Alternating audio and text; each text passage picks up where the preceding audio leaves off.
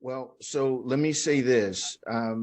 It is definitely a factor. I will say that for sure, because you don't ever want to go into a space that you know absolutely nothing about. Right. More importantly than your knowledge is your affinity or your empathy with that market.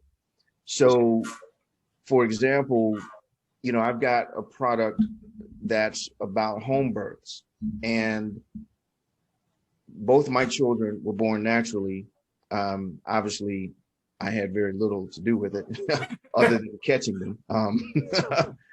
But I say that because even though my role was to be there to for support and encouragement, she did all the work. And for me, there's an empathy for that. So I'm able to speak to it from that perspective. Sure. So I'm not speaking from my personal experience.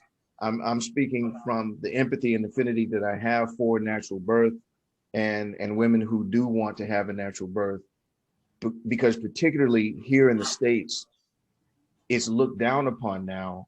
And also the medical community has done a number on the industry where now midwives are actually almost illegal now, which I think is horrible.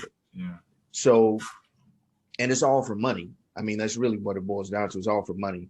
But the point is that I think your empathy is going to outshine any and every other thing, because if you think about it from this perspective, would you rather buy from someone who knew a good amount of a thing, but really loved and cared about the people that they were selling to, i.e., or the guy who knows his stuff, but he just doesn't give a shit about his market? He just doesn't care. Yeah. He doesn't care if you make it or not. He doesn't care if you win or lose. He doesn't care if you buy his program or not. So the empathy is always going to outweigh your knowledge. Obviously, again, you don't want to go in knowing nothing, but but definitely understand how it fits into the equation. So what I